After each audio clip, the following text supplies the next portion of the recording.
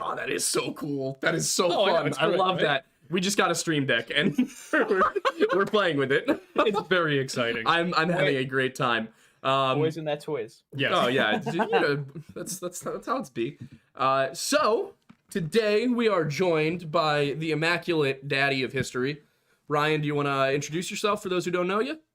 Hello there, I am History Daddy, otherwise known as the official simp of... I've got the stream on the other ear, and that's why I have to mute that before I get distracted. I am otherwise known as the official simp for Alexander the Great. I have multiple videos just simping for him on TikTok, and yeah, that's how our Lord and Savior Mattis discovered me.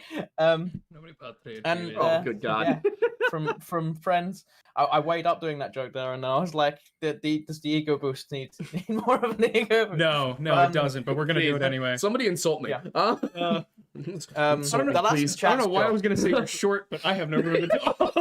Wait. You tiny man. You need to grift harder. If you want to insult, insult I've Raiden, you need to super chat it. That's true. Yeah. We will read your insults out loud as long as you pay us. Yeah. Honestly, if somebody wants to insult me for $20, I'll read it. That would be the easiest way to make money. Destroy my ego for money. Yeah. All right, but yeah. So we brought Ryan onto this one because we tend to focus on America, but the United States is not the only place with wild med legends, with Bigfoot type legends. And rather than try and be an outsider looking in exclusively, I thought it would be fun to bring on somebody who may have a little bit more experience with these legends in the sense that they're from the country where they come from.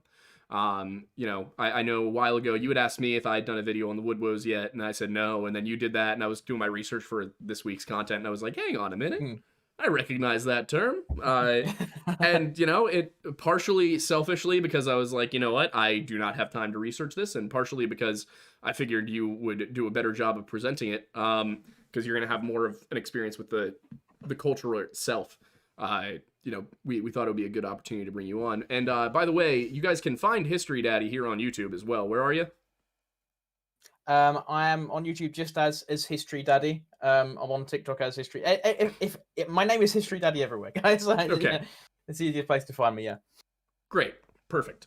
So I just wanted to give everybody an idea of where they could find you. To get into this story, though, I'm curious. I think the first thing I want to ask is, over in Britain, what do American Bigfoot hunters like? What is the reputation that we have? Do you guys know anything about it, or is this is just a crazy thing the Americans believe in? Like, what are your thoughts on the Sasquatch phenomenon? So, I grew up on a TV show called. I ashamedly grew up on Ancient Aliens, but we won't talk about that. I mainly grew up on a documentary called Monster Quest, and I became obsessed with Sasquatch and Bigfoot, and like for a while, it was like big time my dream to become a cryptozoologist, which I know is cringe, but I was like mid teens. And to me, the phenomenon, like Bigfoot hunters and all that, was absolutely insane. I knew a lot of people just from forums and stuff who would like save up life savings just to go to America to go on like Bigfoot and Sasquatch hunts. So it definitely translated over to the UK. What I didn't expect, about 16 or 17, I discovered that there was Bigfoot societies in the UK, which only in the recent like 2 or 3 years or so have really gained traction. There's a lady called Deborah Hatswell who records weird mythological and folklore sightings all over the UK. Because that's the thing with cryptids in the UK and Europe. They're normally not really seen as like cryptids. They are seen really as folklore. When you describe like more like the especially Fae. if you go to if you go to certain places in Scotland and you started talking about cryptids and stuff, they'd look at you and what do you mean? No, the Fae are there. The Fae are like the Fae are a thing. Even down here, there's like certain like people in the cities. It's more coming back, I would say, this sort of tradition. Yeah, I'm curious. When I think about it, like, how did we go from like where did Americans lose this belief in the supernatural, I guess, to the extent that we had to kind of come full circle and make it into a pseudoscience, almost like an actual investigative practice, instead of just kind of acknowledging the folklore of it, especially when you consider how many Irish descent people came to America. Like, you would think that some of this Gaelic and Scottish and Welsh, like, folklore would have made it a little bit more firmly, but it doesn't. There's certain little things, like you've got, like, sin eaters in the Appalachians, but you don't have a ton of this understanding of these things as, like, the Fae rather than cryptids. And I think it's interesting to look back on it and, you know, why did we develop that? Do you think a part of that has to do with just the amount of amalgamation of different cultures that came It could together? be that. Yeah, that's a good point. That's a very valid point. Yeah, I mean, there are some things that translate over well. Like, I know you have your own version of Tommyknockers, which I believe is more of a Welsh piece of folklore. So there's yeah, it is. There's different things here and there. You're gonna hear about that's the other thing with the United States too, is because there's such a like progressive diaspora of cultures. Eastern seaboard, very Irish. Very Anglo-Saxon, very Irish. You'll move a little bit more into the interior, you get German. You move a little bit further, you start to get Slavic. Like, yep. There's all these, like, you know, weird little pockets. But if you look down in, like, the Appalachians, they talk about the tree men, and they knock on trees to communicate. They call them tree knockers. Tennessee, very, very vibrant Celtic population because of where everybody moved. So there's that too. It's very, like you said, we've got our own version of a lot of stuff you guys have, but it's kind of looked at in a different way almost. Like, these are, it's hard to define the difference between cryptid and fae, I think, especially because when Americans think of fae, we had Piper on the show. Piper, but what is her last name? Yeah. What's her actual last name? I can't remember. And she goes by Piper CJ. She's an author and a folklorist. We had her on the show a while ago, and she referred to all of this stuff as fae. Whereas, to my understanding, fae referred specifically to, like, the Tuatha De Danann. So I was not aware of that difference. See, I would say that the line is incredibly blurred because, like, so when I was younger, again, I've always been obsessed with, like, the sort of otherworldly, ethereal beings. And when I was younger, I tried. Now I'm one of those people that's like, I'm on the fence, guys. I'm cool. I'm open-minded. But when I was younger, I tried to apply a scientific reasoning to it. So, like, the various different forms of the Fae, like, you could easily apply to, like, in an evolutionary term, like, oh yeah, a group of people went into a habitat where getting, like, smaller made sense. Yes, some people may have evolved wings over the time span, but on a scientific scale, it's not impossible. It's highly improbable before people start cancelling me for pseudoscience, but it's not impossible, which as a child fascinated me. And I wouldn't be surprised if, like, in the Amazon rainforest one day we discovered a group of people that had some sort of, like, I mean, there is and I'm not sure where it is in the world. I know there is a small community of people where they can be underwater for longer, and their eyes have, like, adapted to being in salt water. Yeah, which I think is amazing. So it's like stuff like that. Apply science to it. You can look at the more cryptid side, but you can also do the reverse and take cryptids and place them into areas of folklore, which is what you do with the woodwoes. That's kind of what we've been doing at this channel the whole time, is like, where's the historical connection? When did this go from being something real to something that's folklore to something that's so wildly exaggerated? Yeah. But what you just said about the genetic variations and how people can adapt to different circumstances is kind of the crux of what we're looking into regarding Bigfoot. Because if you look anywhere online, the general consensus amongst most people, I think if you ask them to describe Bigfoot, would not be that it's a human being, would that it's something else entirely. It's another form of great ape. And there's, you know, it's 7 to 9 feet tall, covered in hair, ape-like face, very strong and broad. And then if you start to go back and you look, which is what we did with the origins of the Sasquatch term, you start to find that the earlier version of it, that this whole Bigfoot thing kind of develops outside of almost Sasquatch, and then they merge. Because the Bigfoot stories, the place that starts, the first time that terminology is used is 1958. The first use of the term Sasquatch is 1929, and it's a mistranslation of the term Sasq'ets, which was a Coast Salish word So we're talking about like British Columbia, Washington State, Oregon, that meant wild men or big hairy men. And their version of what these were was not a, giant ape figure. It was not necessarily the sort of wilderness protector spirit that you get a lot of with Bigfoot now, which even in a video we made, that's my understanding of Bigfoot was after even doing research. It was when I really tried to dig into the origins of it, not just kind of the more early ethnographic stuff. That's when you start to find out that what they were describing is 6.5 feet tall, very broad shouldered, that kind of thing. Hair all over, but not like, super hairy, but like enough of it. And you start to develop this picture of what sounds a lot more like human beings who were isolated and adapted to different conditions rather than some sort of great ape primate. So that kind of spins into the whole feral people thing. But specifically, what I wanted to bring up, because it exists in Native American folklore, obviously, with things like the Sasq'ets, I wanted to bring up the woodwoes. Because, to my understanding, it's kind of the same idea, like man of the wild, right? So the woodwoes is one of those things. There's 3 names. Obviously, you have the modern name, which is the woodwoes, and you have the woodawassa or the woodawassan, which is the more like Old English, Anglo-Saxon terminology.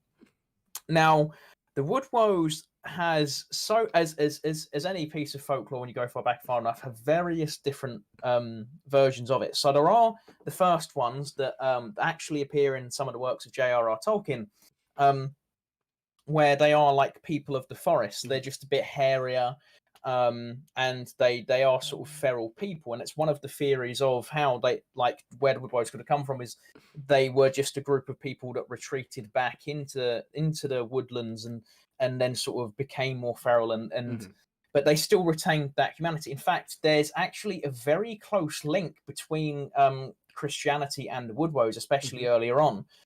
There's I believe a place called Cratefield in Suffolk, where you can actually see over the spandrels of the porch, like a woodwose brandishing a club and a shield, not my microphone, brandishing a club and a shield and fighting off a dragon. And so the woodwose could be seen as a sort of protector, especially of churches.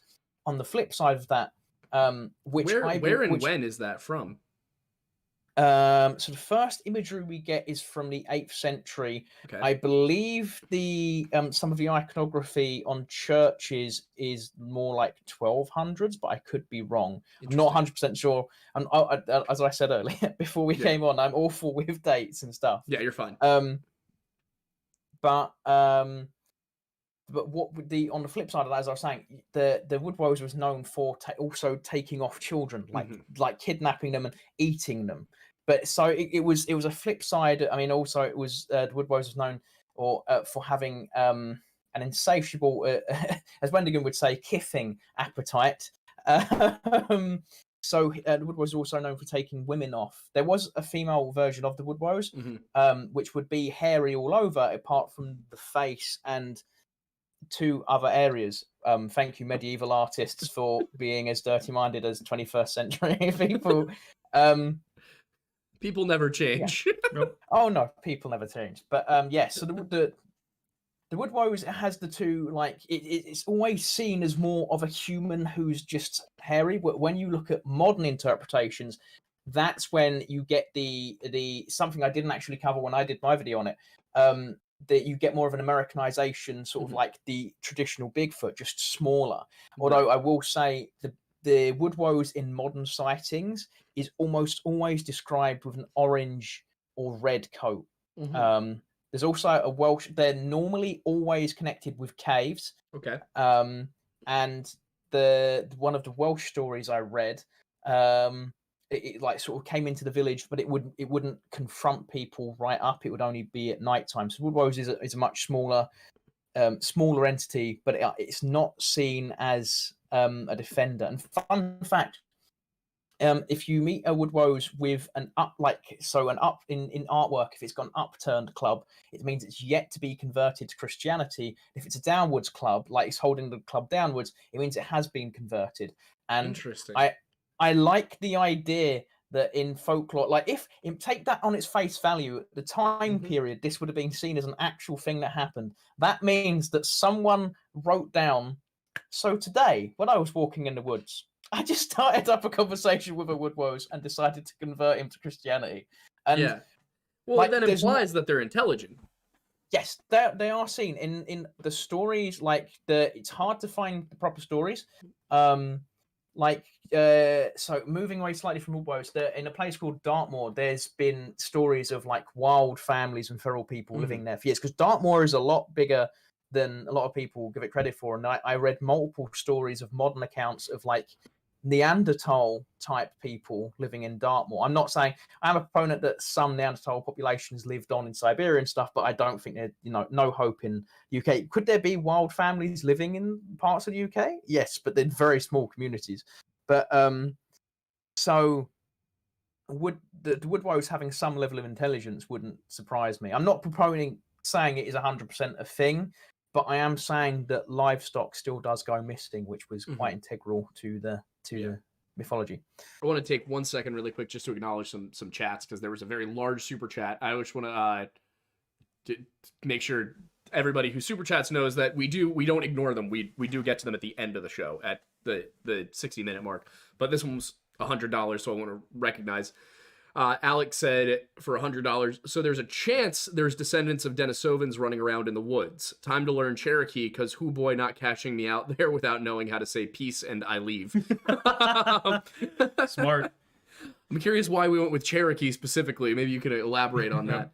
Don't forget, where's the bathroom and another beer, please. Yeah. Also, DW for $20 said your hat is a radical, and that you have Major Frazier's brother energy. I don't get the latter reference, to be honest. You've never seen Frasier? No, I have not. I will take that as a compliment. Also, flip the hat around. Oh yeah, Real quick, so I was gonna talk about it. I was gonna do it later once we hit super chats, but yeah, nice little surprise.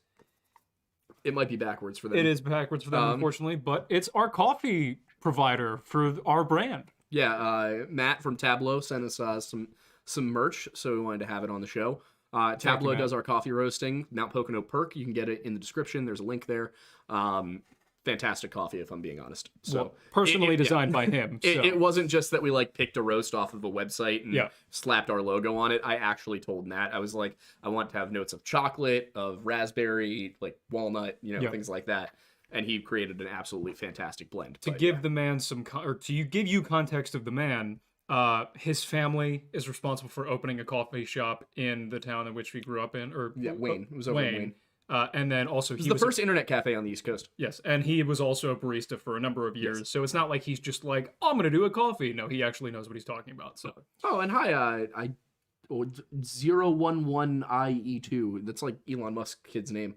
I've been a fan for over a year now. Finally got to watch it live. Love seeing it. Thank you. That really means a lot to us. I mean, it does, yeah. Yeah, and to get back to everything regarding the woodwose and all that. And the reason I asked you about the timing of that manuscript illumination you were talking about, was it a manuscript illumination or was it artwork?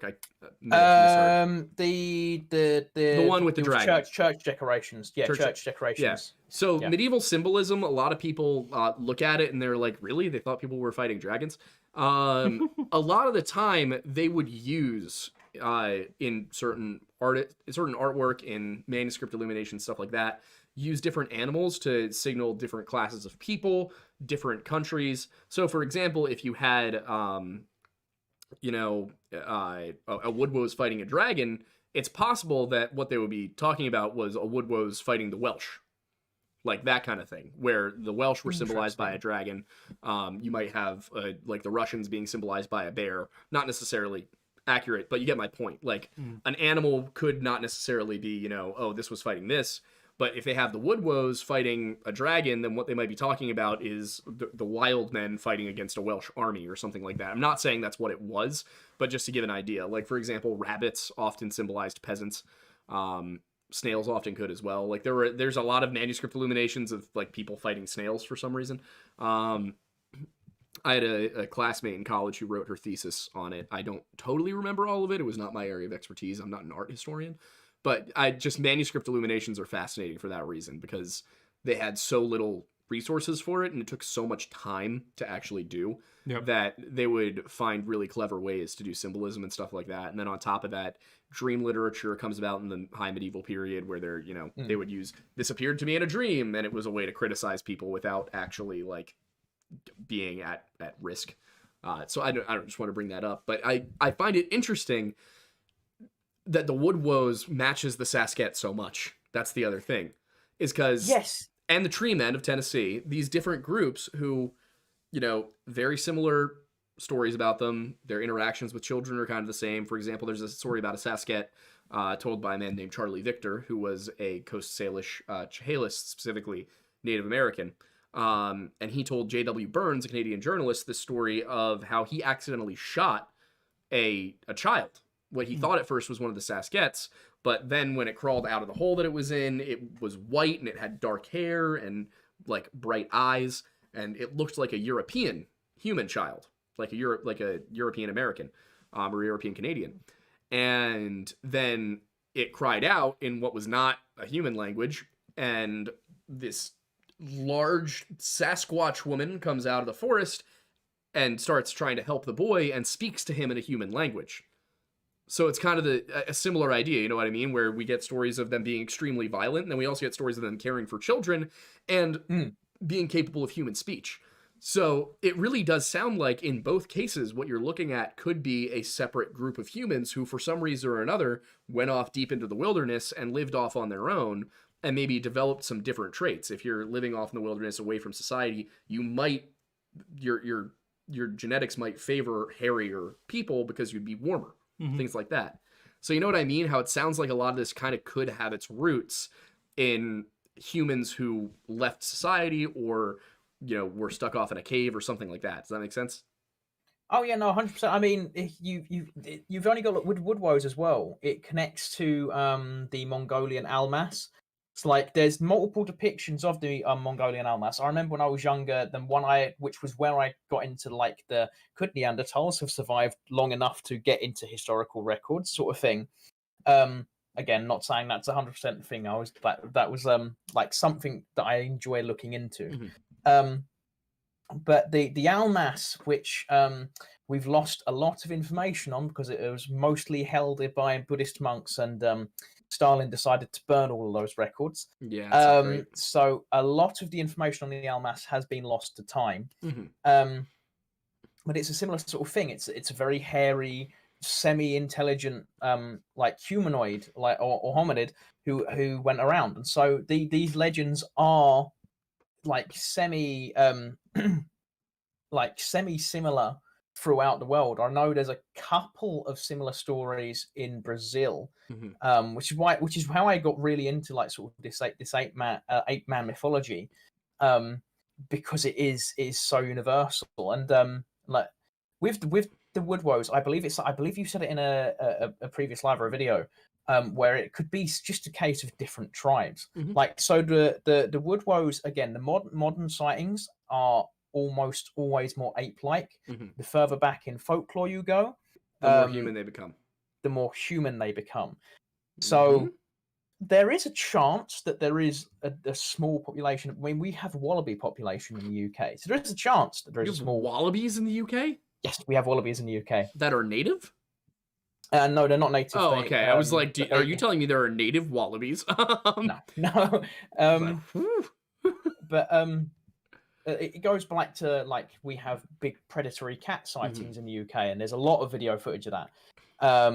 Stuff like Black Shuck, which is obviously when you get more onto the folklore side because of the magical powers and stuff. Right. So could there be like a more ape-like population? Maybe it would have to be very small, and it wouldn't be able to get but livestock does go missing. But that's when you get into like breeding populations. Like you need at least 50 human beings to avoid inbreeding effects. So that's what we're getting caught up on as we're researching it too. Is like how could you reconcile a population that has both remained large enough to not suffer from severe inbreeding, but small enough to go unnoticed? Or at least evade capture. So this is where so obviously stuff like the Amphiolaeth Moor is far more ape-like, and also people very rarely see it, which It's is the big gray man, right? Yes, the Amphiolaethmore is the big grey man of Ben McDewey. Like for a quick cover for everyone watching, Ben McDewey is the second largest mountain in the UK, situated in Scotland as part of the Cairngorm mountain range, which is a national park. Do with that information as you will. Which is also part of the a lot larger Grampians, which I believe, if you trace it back geologically, does actually connect up to one of the American mountain ranges, because obviously continental drift. I would imagine it's the Appalachians. Probably the Appalachians, based However, on the location. Those forests are so sparsely. Like I've like there was a full documentary I ended up watching when I was researching both. There are parts of the UK where there are no people. So if you switch up to more of like a feral people or wild man type of story, where they've got the intelligence to go, maybe we shouldn't go to like the main populated areas, then I have more credence, because they would have the intelligence to know, okay, we probably shouldn't do inbreeding, and they would also have the intelligence to know we should stay away from like because if they would have stories as well, like where we have mythologies of the Sasq'ets or stuff like the Nephilim or stuff like that, right? You would have to assume these populations would have stories of that. I mean, we're everywhere, so they would try and stay away. I have less credence down south, although there is stories of livestock going missing, but you can put that down to big cat sightings. When it's in Scotland or in certain parts of Ireland where the population, like there's parts of Scotland where there is no people, it's just forests and mountains, which is where a lot of the Amphiolaethmore stuff happens, where it's more of an ape-like thing. But again, it's not seen, which if you're ignoring the echo, the echo debunk or the explanation, forgot my words there. That would, to me, sound like a more intelligent creature because it doesn't want to be seen. But obviously, the Amphiolaethmore, again, has normally described with a brown or orange coat, and occasionally I read one story where it was a white coat, more like the Yeti. Be an old one. Yeah, I suppose. So I think there's a connection there.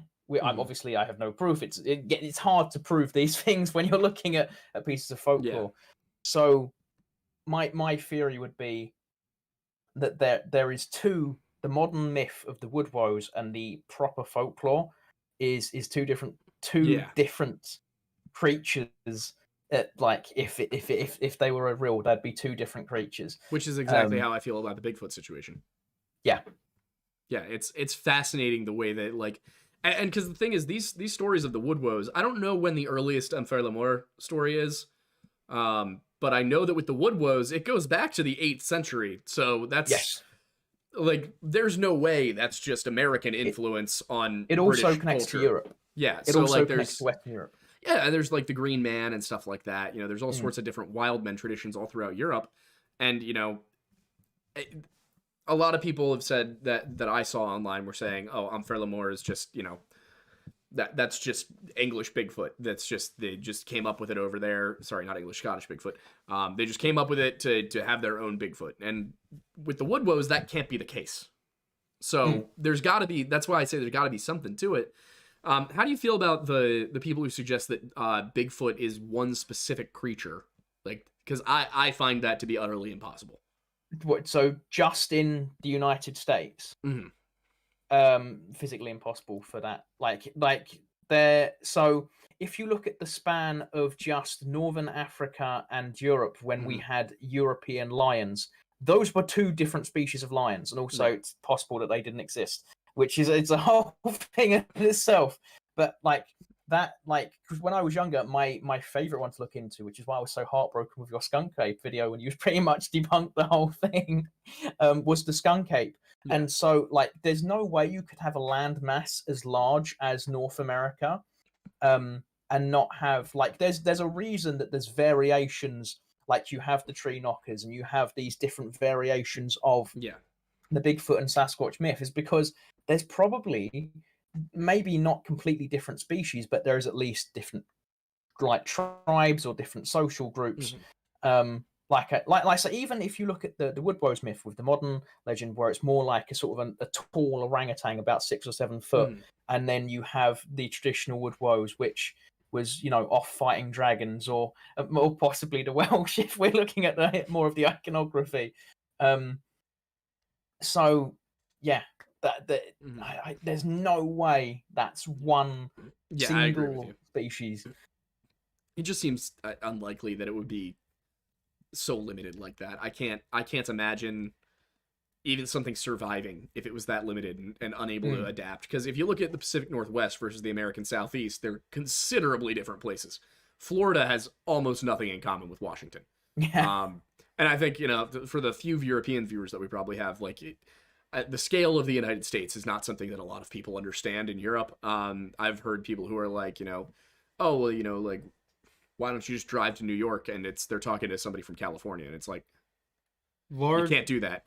America's like when Minecraft, in the selection menu you choose large biomes. Yeah, that's what it's like, because we've got literally a little bit of everything other than tundra.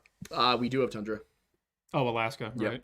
The United States has every single biome. Yep.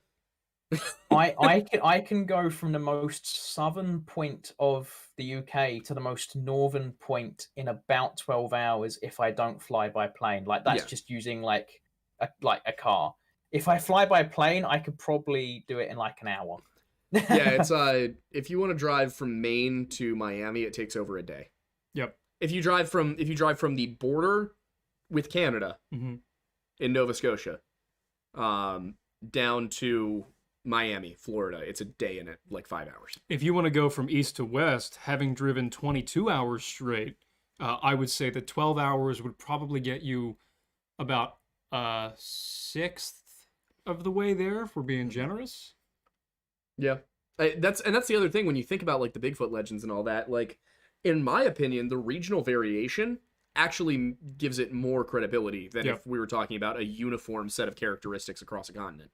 Because if you had Bigfoot in Washington State and he was the same as the skunk ape in every single possible way, I would immediately assume that somebody made it up, because there's just no way. There's no way that something that lives in the swamps of a state that is on average 75 degrees all year round is functionally the same creature as something that lives in a place where it's rainy and cold half the year. It's just not possible. So the regional variation to me actually makes sense. And then if you look at the big gray man, Enfer Lemur, is that how you pronounce it? Enfer Lemur? Enfer Lemur, I believe. Yeah. Enfer Lemur. Okay, yeah. So if you look at that, if we're getting it wrong, correct us in the comments. If there's anybody Scottish listening, please tell us. But if you look at that, it would make sense that would have a slightly different description, but enough similarities to something that's more common in Cornwall. Yes. No, 100%. I mean, the Amphiolaeth Moor, it's more it's harder to describe because it's more of a sort of a spectral entity, almost, the way it can just appear and disappear. There was a famous one of my favorite stories I read. So this young woman was up late with her sister's husband, so her brother-in-law, talking on the beach while everyone else was asleep, and they claimed to hear large footsteps walking across the shelves, because it was an inland beach on this lake halfway up the mountain, but they couldn't see anything in the dark. And so stuff like that, I feel like it's people using the legend maybe to get out of an awkward situation, because why was she up late with her? Why was she up late with her brother-in-law? But then if you look at other stories the Amphiolaeth Moor is different. So the woodwows is often described as a very hairy man, or again often orange or red fur. In the Welsh story I found, it was a very red coat. But the Amphiolaeth Moor is almost always brown, sometimes grey, and isn't just said on the mountain. It's sometimes in Rothy Merca's forest as well, and does troll the Cairn Gorms. So my favourite story I read, I can't remember the guy's name. It is in my video, guys. I apologise, I'm awful with names. You're fine. He was camping, and he, for whatever reason, he'd left a tent. He was actually hunting, I believe. And as he walked back to his tent, he like heard like loud thuds. Mhm. Now, in the story, he claimed that he saw a 10-foot ape with large swinging, like, you know, in the 1950s, like Hollywood films, when they didn't quite understand that gorillas' arms aren't actually long, it's just that they waved them about to like be territorial. Yeah. Like in those old like polystyrene like Mhm. models they used, or plasticine, sorry. He described the arms like that, and it was just sort of sauntering down Mhm. the mountain. So it's variation in completely, whereas the woodwose is throughout its entire history a lot closer to human beings. Yeah. And the Amphiles more is this like almost ghostly, otherworldly. I mean, it's they're in fact on the mountain. You're said to be able to hear spectral singing. So yeah.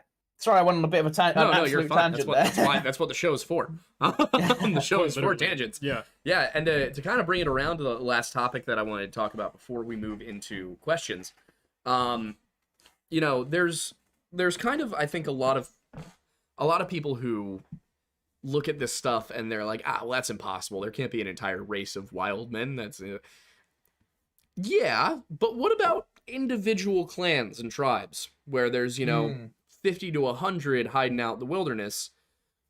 Or, you know, what about situations where it doesn't necessarily mean, if you're looking at, you know, wild people, that it's a consistent population over the course of thousands and thousands of years.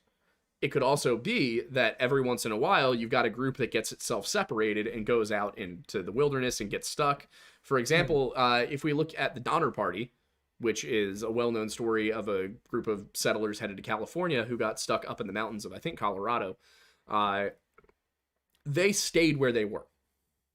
It was in the 1800s, in the early 1800s. They stayed where they were. And as a result, they were rescued. Over the course of a few months, a lot of people died, but over the course of the few months, a number of them were rescued. Had they not stayed in that spot, had they gone maybe further south or further north, looking for a place where they could find, you know, better circumstances, would they have known how to get back necessarily? And what about the second generation of them? Would they have even really understood? And if they got to a third generation, say they get stuck out in the woods, they have no way of knowing where to go back, and they just stay there. Especially in the 1800s, when Western America was by far much more wild.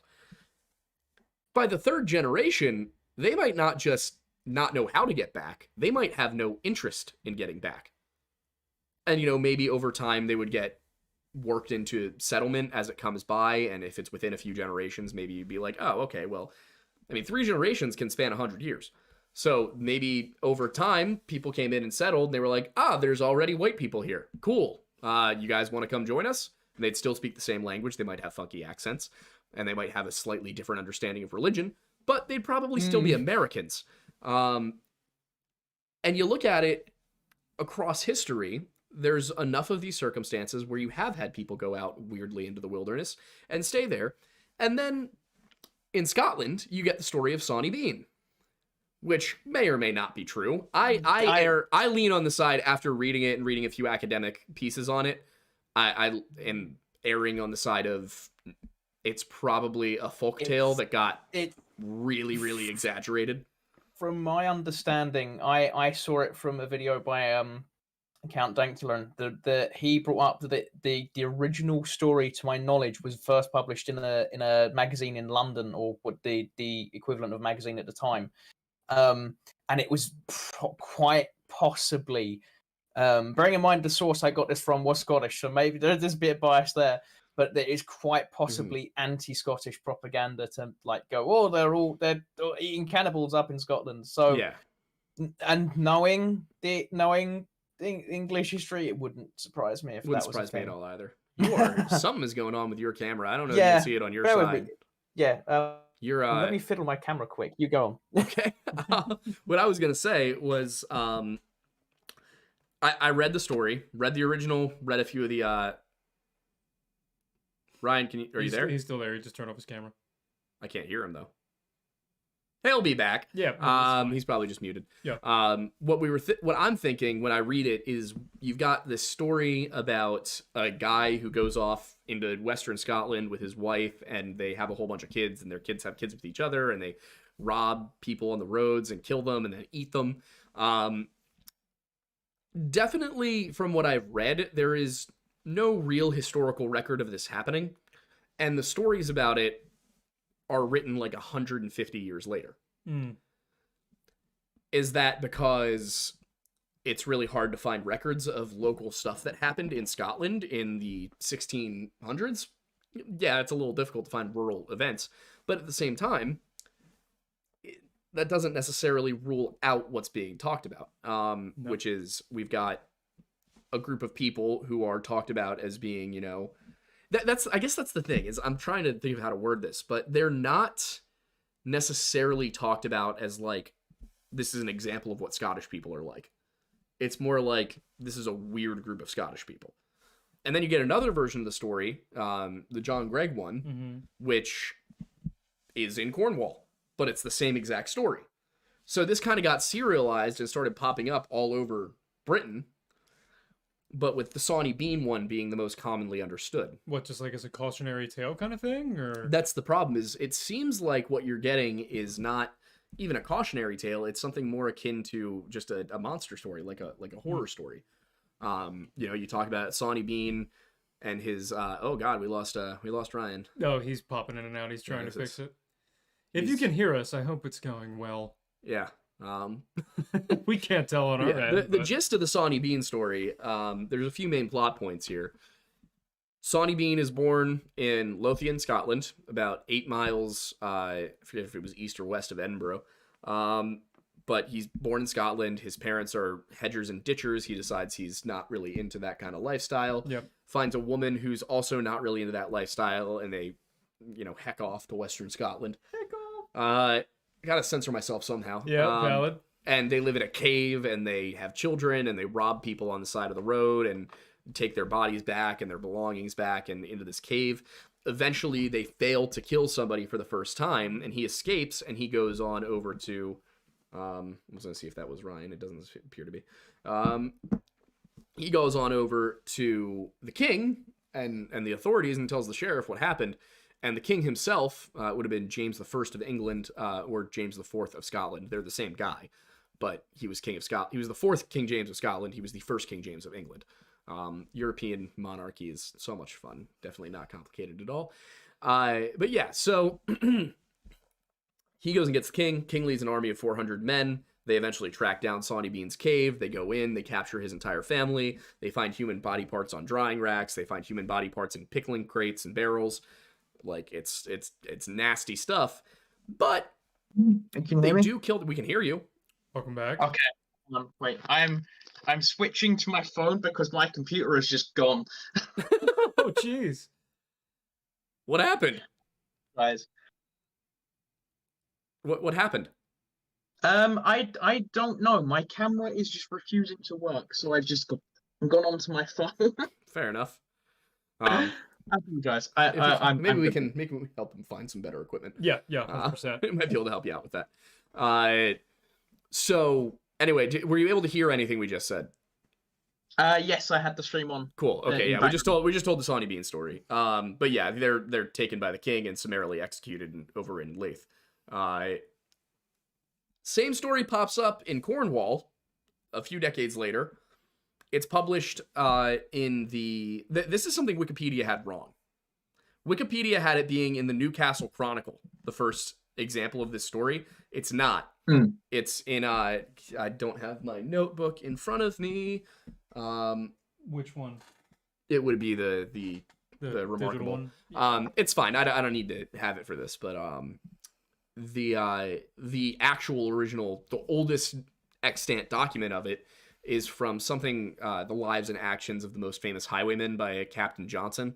That's the earliest known one that I can find. Some people have suggested that it's actually William Defoe. Daniel Defoe? No, Willem Dafoe. No, not Willem Dafoe. Defoe, the author Defoe. There's a Defoe. The Robinson Crusoe guy. Hang on. I no, I don't know. Daniel Defoe. Daniel Yep. Defoe. Okay, yeah. So there's been suggestions that it's Daniel Defoe under a pseudonym, who wrote the story, which actually would make a little bit of sense. But I read some journal articles that were saying no, that's not likely. Nobody can determine a source, nor can anyone confirm that this actually happened. But at the same time, there's no confirmation that it didn't happen. Yep. And in history, it's a field where lack of evidence does not equate to evidence to the contrary. So it's hard to look at it and be like, all right, well, we do have a document. How real could it be? What I wonder when I look at that is, was there a legend, perhaps, of a can of cannibals living out in the woods in a cave somewhere, and did they eventually, over the course of a couple hundred years, did that story turn into something else? And then you have to ask, how many times has that happened throughout history? That you've had a single family, or even just a few families, who go out somewhere for some reason. Maybe they're trying to settle a new place. Maybe they've been exiled, they've been outlawed, something like that. They go somewhere, they live there, everyone's expecting them to die off, and they don't. Yeah, let's keep going. I mean, I wouldn't be surprised if it's a common thread. And when you look at European history, exile was an extraordinarily common punishment. Yeah. Being an outlaw was a very common punishment. And if you were an outlaw, it meant you were outside the law. You could be robbed, killed, whatever. The government wasn't going to do anything about it. You were no longer under the protection of the law because you broke it. Yep. So how many outlaws, how many exiles, how many bandits ended up stuck in a mountain pass somewhere, managed to get down and survive in an area nobody knew about, and then 200 years later, they're not recognizable as normal human beings? How many times can that have happened? If you're a small enough group, I would assume inbreeding would take a role in a lot of these stories, though. Might explain the hair, too. If you look at some of the stories, so during one of my anyone who's watched me for a while will know one of my most hated figures in history is Oliver Cromwell. And appropriate. I despise Cromwell with very strong passion. He's like my reverse Alexander. And so when the Irish fought back against him, just before he decided to send them off all to America, a lot of them went up into the mountains and would it made occupation of Ireland almost nigh on impossible for a while, because they would just come in and take supplies down, and that was when he went full scorched earth when anyone found helping the rebels, which were called Tories at the time, which is fun given the political structure of today.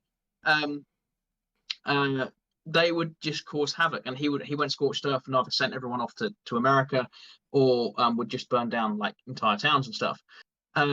So if you're looking at communities like that, eventually you're going to be sod this. I like, what's better, living in the mountains and foraging, or living under the English? And I think most of Ireland would probably say they'd rather live in the mountains. Our entire country kind of agrees with that. Yeah. Yeah, we were pretty adamant about not being ruled by the English. Yeah. Some would say it was how we got started. Oh yeah, it's somebody in chat did ask if you ever heard of a term, the pale crawlers. Apparently it's a UK thing. I know very little about it though. She said she met a lady in the northern UK who referred to them as boggarts, which is a different thing. Boggart, right. Boggarts. It's a form of goblin, boggarts right? Is so a boggart starts off as a. If I'm wrong about this, correct me, Jack. I think it's a hobgoblin. No. So a boggart starts off as a brownie. Now, brownie will help you out. It's like a helpful house spirit. There is it's more of a Celtic legend. There is an Anglo-Saxon version. There's also a Slavic version called the domovoi. Now, the brownies will come into your house. They'll do loads of stuff. They'll help with all of the cooking and the cleaning. All you have to do is leave out a little bit of food, and compliment the work. Yeah. So the dishes are very have been cleaned very well. The laundry's done. Yeah, you really just gotta nicely. respect it. Yeah. Now, if you slander the domovoi, you don't leave food out. You say this work's awful. You curse the domovoi, the brownie, sorry. And you act nastily towards it, and you mistreat it. there's a very famous case. I can't remember the exact name of the story, where this particular brownie was helping a farm with a mill, and she left her son in charge of like guarding the mill, and someone took advantage and ended up actually killing her son. Mhm. And she went into a rage when she discovered like that this particular person in the town had killed it, and she became a boggart. And this can happen to any brownie. If you disrespect a brownie, they will become a boggart. And the boggart is the opposite, so they will cause chaos. They will steal things. Whereas the brownie may help you find something you've misplaced, the boggart will steal it. It will, and in some cases, like kill the original people. Mhm. Like a boggart can be a very vindictive, and I've read it as more of a spirit rather than fae. I've seen two different descriptions. I'm not 100% knowledgeable on it, so I may be wrong. But I've seen both. once a brownie is a boggart, you cannot reverse that change. Yeah. And in some stories, the boggart will follow you until you die. Like, Jeez. so it will follow you from house to house. It's like a demon. Yeah. Not just like there's something else that I was thinking of that I was like, you know what, that kind of Don't sounds like. upset the I can't fae. Is the remember what moral it of the was. story. Just don't No, don't Gremlins. upset the fae. The movie Gremlins. Have you seen that? Yes, I have Yeah. both of those on DVD. Same idea. Like you screw it Yeah. up, it's going to become a problem. With that though, covering everything as we have, which I feel like we covered that well. We covered more Covered a than lot of stuff. anything we were trying to. But that it's almost 8 p.m. here, so, and I know it's even later for you, so it's time to go to question time. I know you've got that pulled up. Do you want to Yes. refresh it so that we have the latest? Yeah, I just refreshed it, so it should be Okay, cool. pretty. Beautiful. I didn't see any other ones come up. And the way this works for anybody who hasn't been to the show before, the way we do things is super chats we answer first. We do a half an hour of questions, so we'll wrap this up at 8:30 p.m. Eastern time, and we will answer all super chats that we can get to in that time. If there are more super chats than we have time for, then Ryan, I completely understand if you want to hop off at 8:30, That's fine. and we can cover the rest of them. But yeah, and if you have a question that you can't do a super chat, then we will try to get to it if we have time left, or maybe you can ask somebody else to super chat it for you so we get to it. But that's how one of the ways we fund the show. So we appreciate any donations you make that way. If not, we totally understand. No big deal. Just you being here to watch is great. Yeah, absolutely. Yeah. So the first one for this stream, and it is for this stream, Okay. says William Arthur Sweat for $2, and he says $1 for each Morgan. All right. That was not from this stream. Yes, it was. They're so similar. You can get super chats on the thing? On the premieres? Yeah, I thought it was just relating back No, we to. can what get was- super chats on premieres. Interesting. Didn't know that. But thank you, William. Yeah. I thought he was just making a reference to the video that got published today. If you haven't seen it, check it out. Yeah. So I guess the first one from this one is Kellen. The official data for 499 said history began on July 4th, 1776, and everything before that was a mistake. Kellen, I hope I read that well. A great reference. Oh yeah. Elijah Hetrick for $2 said Director Aiden looks like Theon Greyjoy. You know, I kind of see it. I don't know how I feel about that. Now it's been said, I can see it. I don't know how Now I it's feel been about said, that. I can see it. I think it's a better looking Theon Greyjoy. I appreciate Yeah, that. I think you've got a little bit less of the fish eyes going. No disrespect to the actor. No, the actor was great. He was phenomenal in the show. Just like I remember thinking he's got some fishy eyes. Which I have a crooked nose. Like I'm not Same. I'm not perfect. So. Yeah, nobody is. I've been trying to grow this facial hair out for a year and it's not doing it. So Yeah, it's doing its thing. yeah, Ryan, I need to know your secrets. It's more facial hair than I can grow, so well done, sir. It's a lot of patience. It's a lot of patience. What kind of product goes into the handlebars? I was thinking about that earlier, to be honest with you. Oh, How do you I make that haven't. happen? Hang on, I have an empty one nearby. Bear with. I use this. Not sponsored. I wish. I use Sudden Death Extreme Hold Wax. All right, that is intense. That is metal as That hell. is just reminded me of the yep. The one. So we covered these two from Alec and DW. The next is Thank you again, Alec. By the way, that was Yes. extremely generous. 011IE2 underscore. I think we caught that one. Yeah, too, we did catch that one. I was just about to read it. And then Alec again for $10 said, not to get you off subject, but the mountains Lord Daddy mentioned go to the Wichita The Mountains? Wichita Mountains in Wichita Arkansas. Mountains in Arkansas. Gotcha. Interesting. Good to know. Then Robert Davis for $10 said, the state of Tennessee is roughly the same size as the entirety of the United Kingdom. So that's Is that true? I don't know. Do you want to look it up? Hey, Jamie, pull that shit up. I'm gonna go to Google instead because it's actually real. Rome is real, Ohio isn't. The funniest part of that is that Mom Lennial is from Cincinnati, Ohio. It says Tennessee is about 2.3 times smaller than the UK. Maybe it's the... No, it wouldn't be the population. But I see what Let's I think try- I understand what you mean. Let's try England, just England. Yeah, no, it's not. Giving It's not telling us. specific anything. All right. Yeah, I just had to fact check that. Like, I would not have been surprised, but at the same time... Because the UK is what, about 1,000 miles long? Isn't it like 1,000 miles long and 500 wide or something like that? Hang on. Um, Size of UK. I'm gonna Google it. Interesting, Alec. Thank you for that information. Oh, hang on. There's actually a very helpful graph. If you place it on the border of Oklahoma, the most southern bit of the UK will touch the top bit of Nebraska, Gotcha. like from top to bottom. Interesting.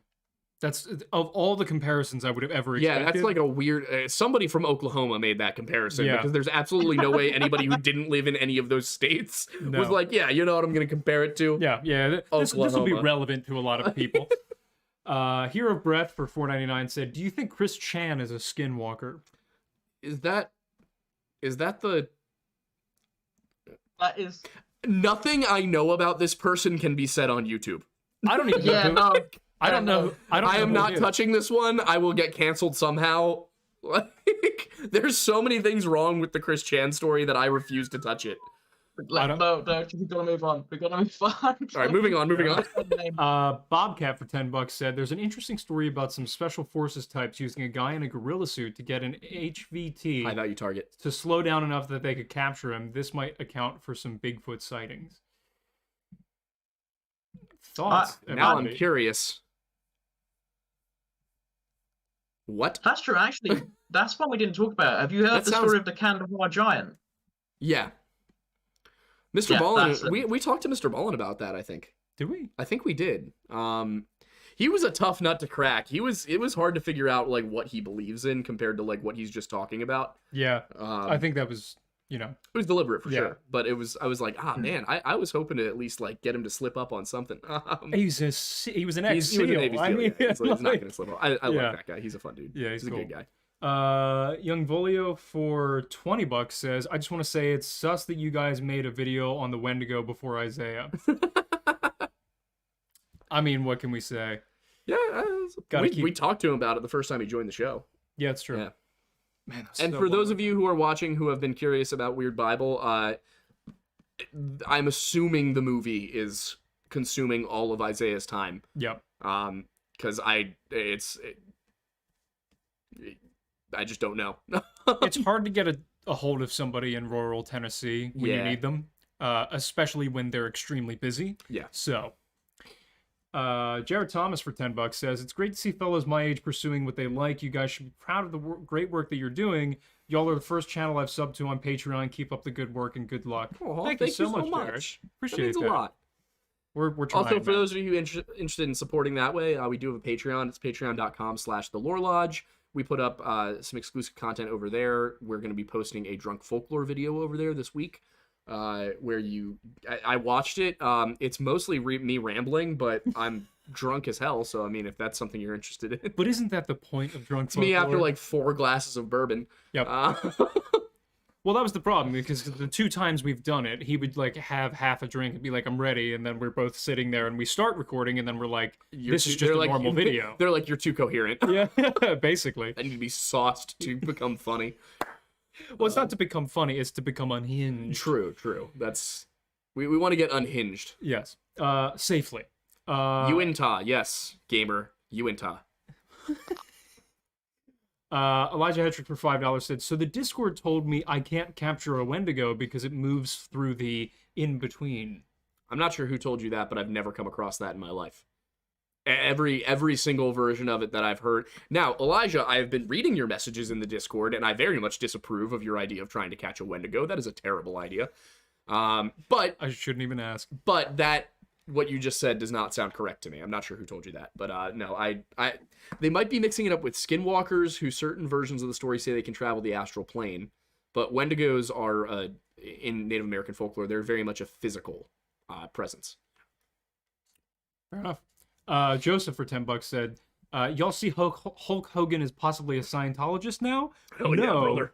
But the cream of the crop will rise to the top." I know that was Macho Man Randy Savage. We've all got to worship the sky god Zeno, brother. Pledge allegiance to the sky gods.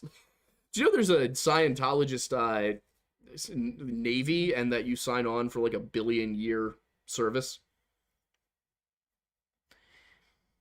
With the understanding that you will reincarnate and then spend more time in the Navy. So my mom has always been really interested in like understanding what the hell Scientology is. So I do hear like certain details.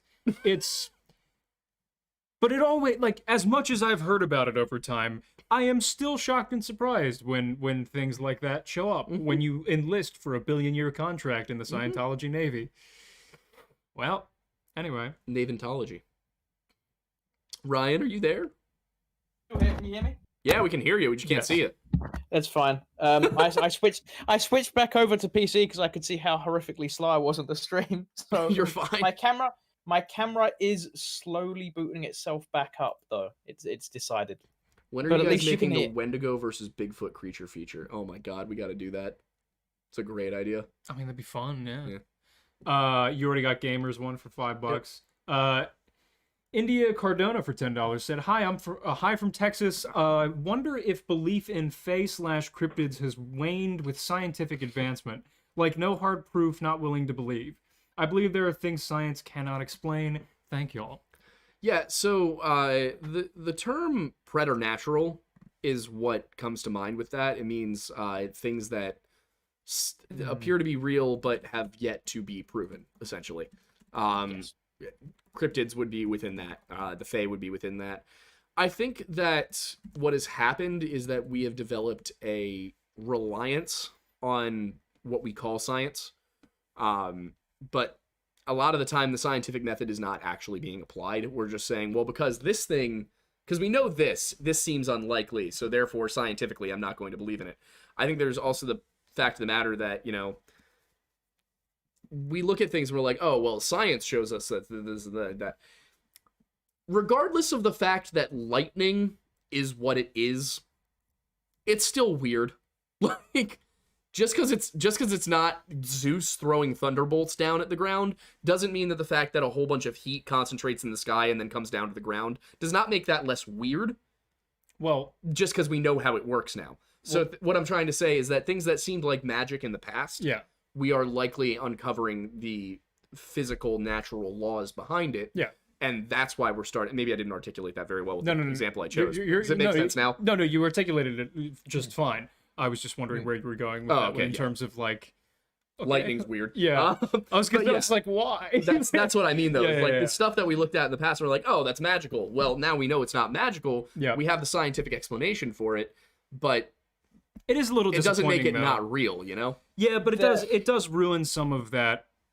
I mean, not to like be direct, but magic, because there's something elementally fun about something that you don't fully understand, and it is kind of sad that we're continuously understanding. Granted, that's coming from someone who like loves learning things and trying to understand things to the best of the ability, but I recognize movie magic exists because people didn't really know how they did things in movies, and now with the advancement of technology and the proliferation of the internet, we get a bunch of videos explaining like how CGI happens in movies and things, and now you can go into a film and be like, if you're even vaguely familiar with the processes, it's like, oh, I know how all of this was done. There's I want to say Thomas Paine quote that is something along the lines of, science is the process of understanding God's creation or something like that, which I'm not necessarily saying you have to be like Christian, but if you look at it, like, I think that's a good point. Like, science is the process of understanding magic.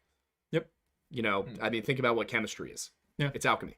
Like, quite literally, chemistry is derived from the term alchemy. Yeah. But, you look at stuff like that, gravity. We still don't totally, like, if I'm understanding this correctly, we haven't proven gravity. We know it has to do with the mass. It's still a theory. We know it has to do with the mass and density of a given object, but we don't understand what about the mass and density correlates to the force of gravity. Yeah, so like something like that, like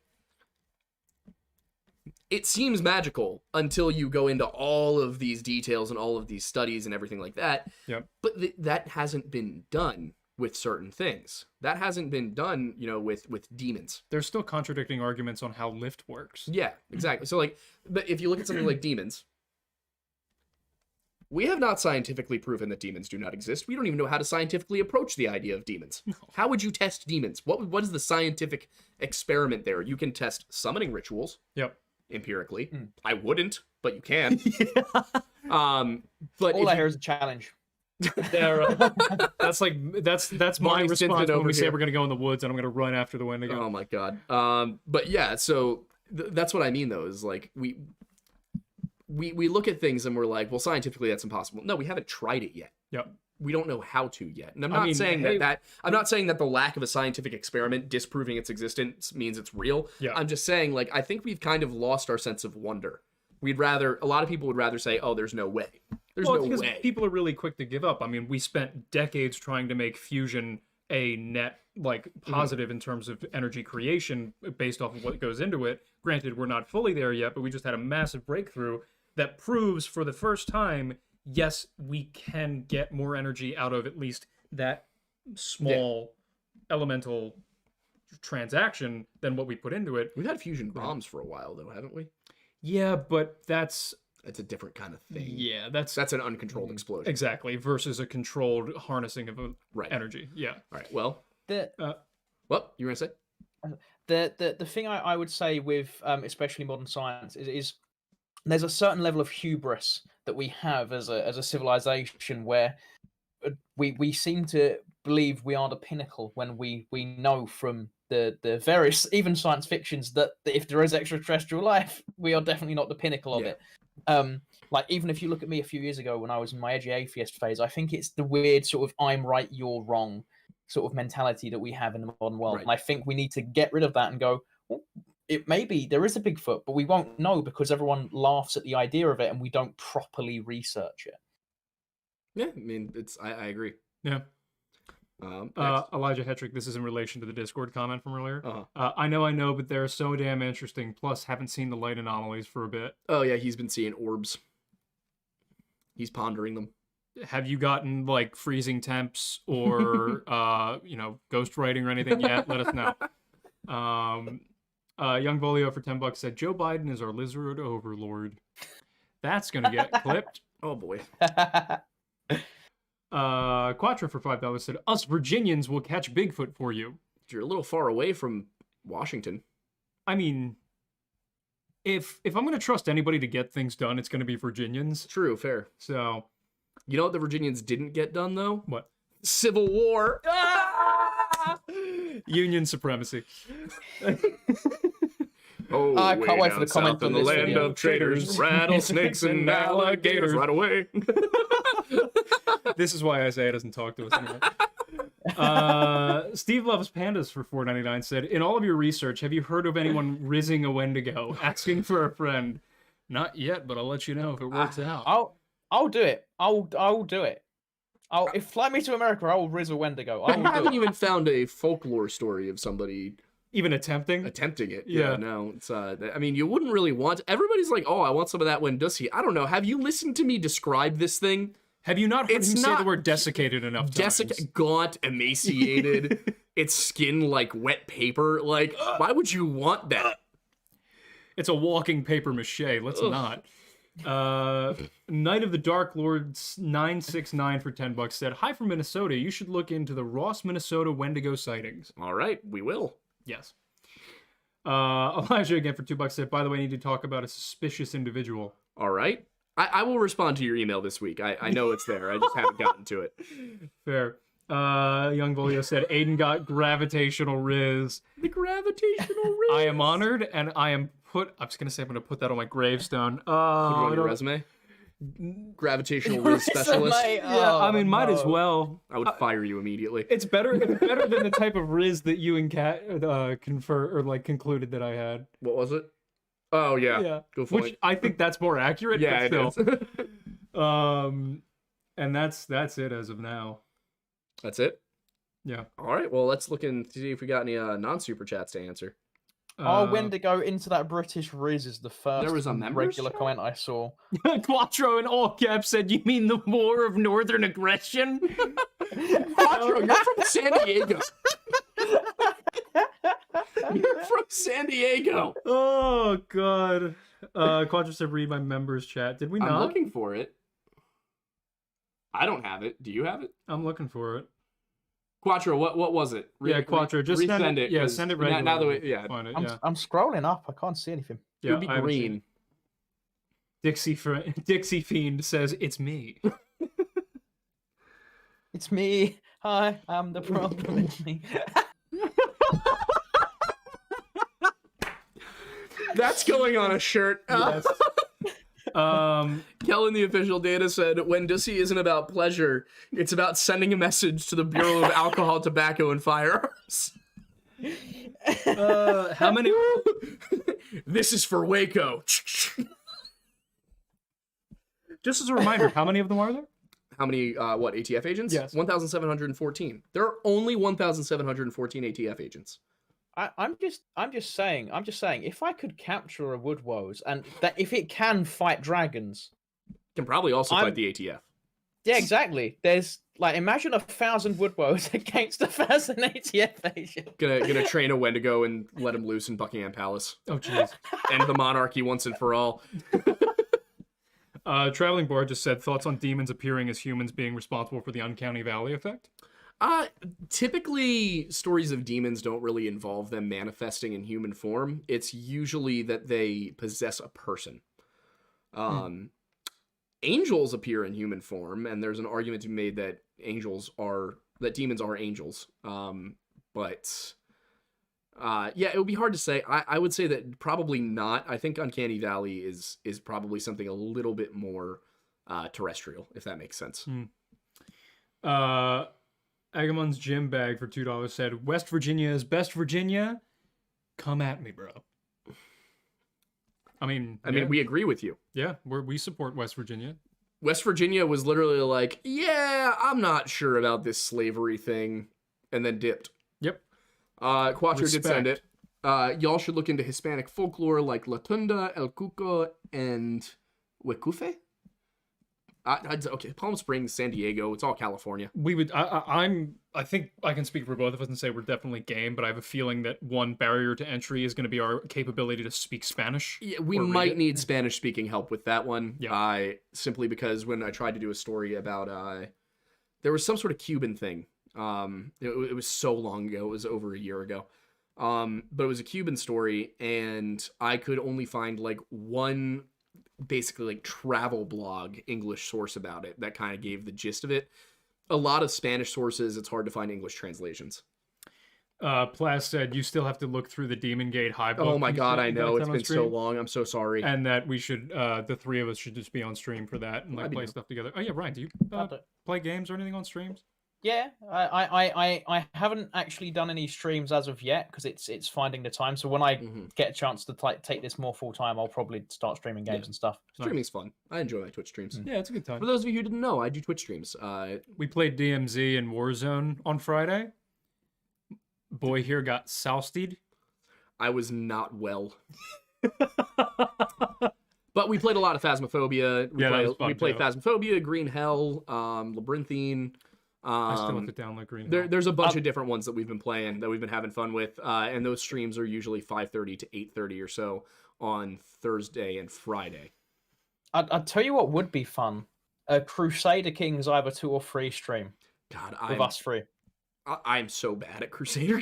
Oh, I'm awful, but it's fine. I All would you need- smoke you in Total War if we're being honest here. I'd be. but- I can't handle turn-based games. Really? I'm real-time strategy.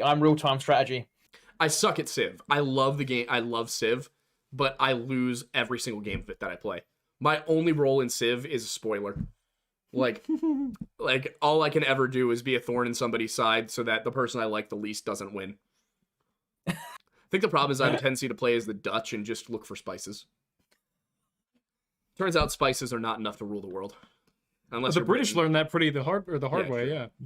Aiden Patco said for $4.99, submitting my application to be the third Aiden and your correspondent for Montana / the PNW, in quotes or parentheses, I have stories. Email us. I love both Montana and the PNW, so I'm down. Somebody said more Labyrinth. Oh, that was Traveling Bard. Yeah, I've seen some about Gimlin stuff. Yeah. To answer that one that I just saw in there. If somebody were tricked into human flesh, would they become a Wendigo? I don't think so. As far as the folklore goes, it's not just the act of cannibalism, it's the intention and the motivation for it that also play a role. So you would need to, it's that you have to eat somebody out of desperation. You have to eat somebody for your own survival, especially if you murder somebody in order to eat them. Are we still accepting essays? Do you know how many we've received? I have no idea, and I was literally just pulling up to see when I put the deadline as. I mean, I won't be able to do the stream until Thursday or Friday anyway. So yeah, I mean, I would say as long as the essay is in time for Aiden to do a look over on like Wednesday. I put some form of like deadline. I can't. Yeah, this is a new computer. I don't have. It's fine. Yeah, Gmail up, but... yeah, if you want to submit an essay, the rubric was what? Can you pull it up really quick? I was just looking for it. It's on the Lore Lodge thing. Gotcha. Yeah. But I think it was like 1,500 words or something like that. Yeah, it was like 8 to 1,200, I think. Yeah. It was not supposed to be super long, and you can write about whatever you want. Yeah.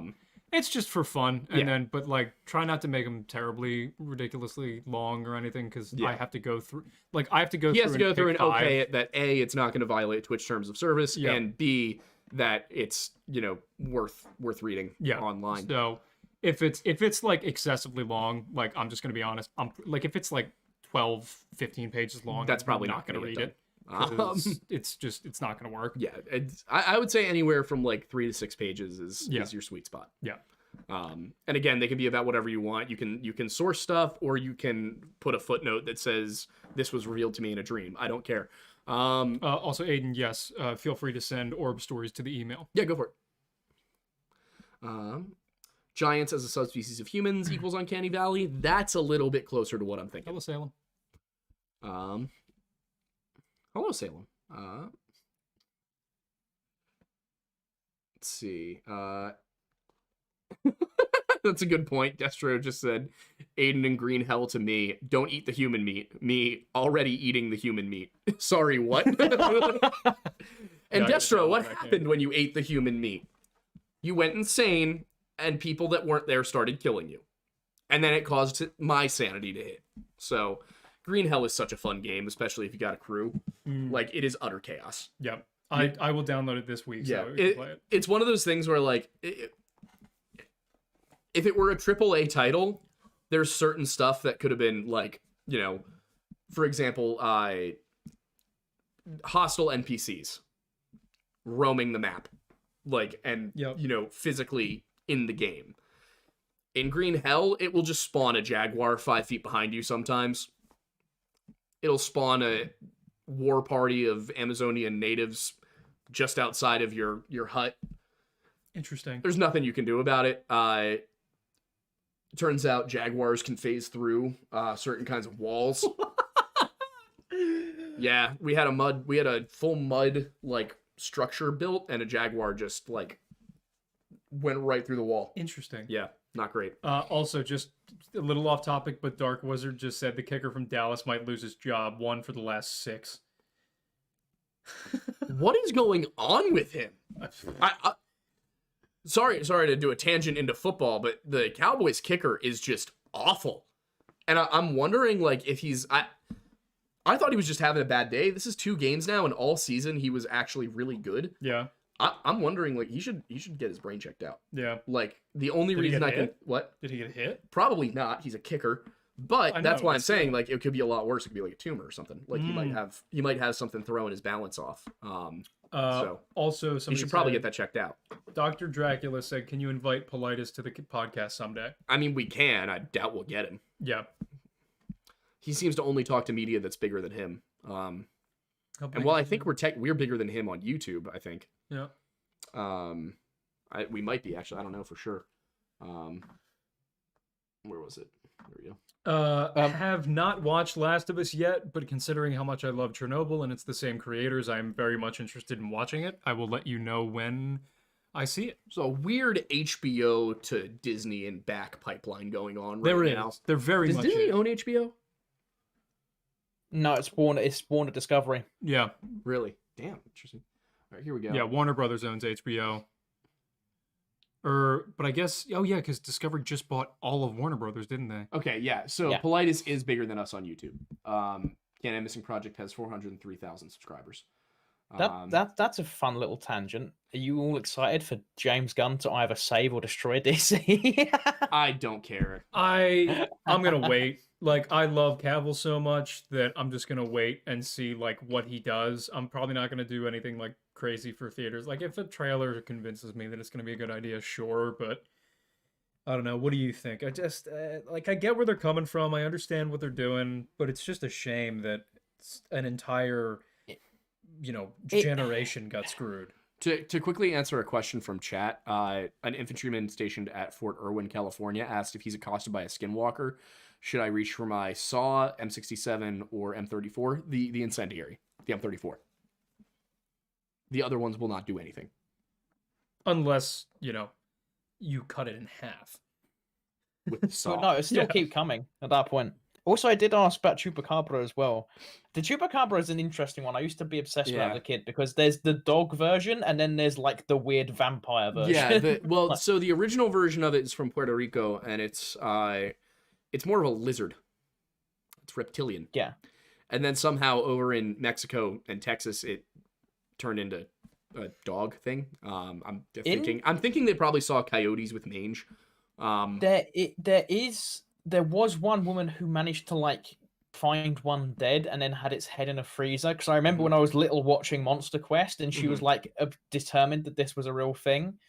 I kind of think scientifically the dog version is probably more realistic, but a large part of me wants the weird lizard vampire creature for Puerto Rico to be the real one. But not if I was in Puerto Rico. I definitely wouldn't want it because I wouldn't want to see outside my window. But while I'm far away, it seems exciting. Yeah, fair. All right, I'm looking through these again. The lizard version I like a little bit more. The dog version's a little too lame. Like, if it was cannibalism, half of Hollywood would be Wendigos. Are people in Hollywood being tricked into eating human meat? No, they're doing it willingly. Let's not. That would make them Wendigos.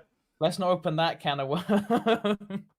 Fallout New Vegas White Hand. Listen, you gotta understand they're doing the adrenochrome. I knew it. Oh, you gotta do that impersonation more because God. it's solid. I do a very good Alex Jones, but I'm not doing it on YouTube because we would get banned. Fair. They're putting chemicals in the water to turn the freaking frogs gay. It's solid. I don't know how he does that. Like, how do you talk like that constantly? It's when you He must have smoked a lot of cigarettes. Yeah, or he's something. got a lot of vocal problems, clearly. Yeah, like you shouldn't sound. Well, like he that. does scream a lot. He does yell Yeah. quite a bit. It's all that super. Say what you want. Say what you want about Alex Jones. He is a very passionate man. You want to know what my favorite thing about Alex Jones is that the company that makes Super Male Vitality is the same company that makes Gwyneth Paltrow's line of Yeah, supplements. no, that's That's that's amazing. all you need to know. Like, as far as if somebody pitches you supplements, they're all being cranked out of the same Chinese company and repackaged. Like, that is all of them. It doesn't matter whose you buy, they're all the same thing, and it's a grift. You just got an amazing super chat. And then there's us with our our coffee that we actually designed, Curated it. instead of just picking something off a shelf and repackaging it as our own. Bobcat said, would that CNN anchor that ate the human brains become a Wendigo? Oh, that's not, who was that? It wasn't Aaron Rupar. Was it Aaron Rupar? No idea. Yeah, I can't remember which one it was. Look that up. I'm curious. Which CNN person? Alec Goop. Oh, what a horrible company. Oh god. Yeah, but that would see, here's the thing. I can't believe that he didn't come away with that without prion disease. Like, that's fascinating to me. Like, Reza did he Aslan. actually do it? I thought this was Reza a meme. Aslan? Yeah, he ate human brains. I thought this was a meme. This is not a meme. But why? CNN. No, just leave it there. That seems like a reasonable explanation for clear. why somebody would eat human brains. CNN told them to. Yeah. Like, isn't that in there's a film I watched when I was young. I think it's called The Book of Eli. When like that's how they know if they're cannibals is their handshake because they've got like prion disease. Yeah. No, clearly he didn't become a Wendigo. So, yeah, that's the thing. Is like, is it purely the desperation thing that does it? As far as we know, it could be a lot of makeup. True. What else we got here? Any ugly chihuahua as a chupacabra? Yes. Do you mean any chihuahuas or chupacabra? To answer a quick question here, that was has any connection between Wendigo and prion disease ever been discussed?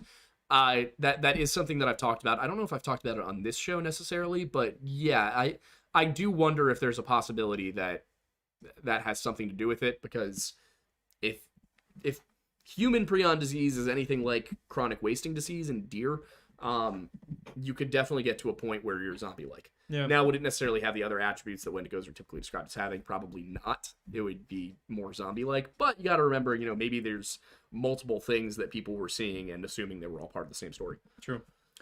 All dragons are sluts for $20. Grew up on a private airport. There were 2 silos and some very grown-up woods. There were always a lot of bones. Now looking back, they were probably a bit haunted, and I always got along with spirits, so it never bothered me. It's all you can ask for when you've got bone trees. Yep. What should you not do when there's bone trees, Aiden? Move the bones. If you find a bone tree, don't move the bones. Don't move the bones. Talking about moving objects, when I was younger, I was on holiday with my middle brother, and we came across a Roman fort, and some locals said it was haunted. Now, my brother took a shine to one of the bricks, and he took it home, unbeknownst to my parents. As we left the fort, my mum was swarmed by flies, and we had horrific, unexplainable things happen to us for months, years. And when I went to uni, I got a text from my mum because they went on holiday, and it was like, we've put the brick back. And then it's a running joke that my brother got us cursed by Roman ghosts for the oh my god, that's years. a great text to get. Sounds valid. Let's see, Agamemnon's gym bag. Oh yeah, we got one from earlier. Fantastic. Yeah, they're amazing names. These are amazing usernames. Said Redza Aslan ate human brain. Yeah, it was. Yep. You couldn't pay me enough. No. Was it worth it, Redza? Was it worth it? It shouldn't be. Quattro for 5 said, allegedly, some people think the Camarillo State Mental Hospital, which was turned into a college that I lived at, was an inspiration for Hotel California. I've heard a lot of that there's, it's pretty understood that Hotel California is about an insane asylum, right? There's some people that think it's a rehab facility. Oh, okay, that would also work. Yep. But they mention, I don't know. That makes sense. And then Alec for $10. This is probably going to be the last one because it is now 8:32, and we gotta get some stuff organized after this. Let's see. Alec said for $10, have any of you guys watched Mountain Monsters, specifically the Bigfoot episodes? Oh my god, it's hilarious but weird. I actually haven't seen Mountain Monsters.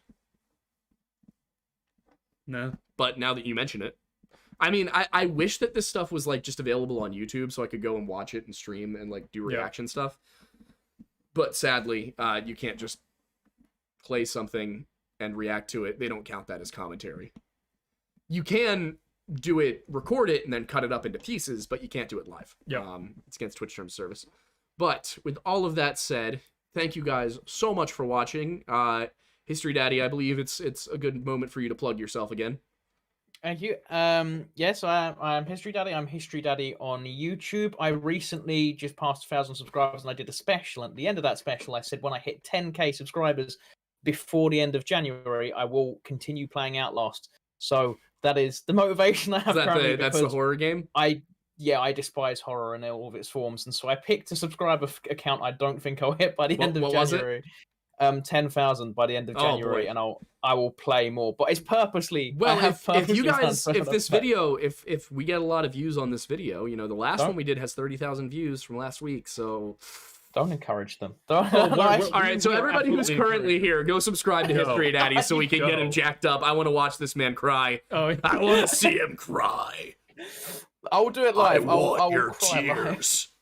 I'm also on Instagram as History Daddy Official and TikTok as well, where I do funny videos and I make inclinations that I want to kiff Alexander the Great. Yes. Yes. Yeah, so yeah. Plaz, watch yourself. All right. I just read that comment. I'm not reading that on stream. All right. Well, thank you guys so much for watching. Ryan, thank you for joining us. And we will see you guys again. Thank you for having me. In a week. Oh, we have a button for it now. Yes.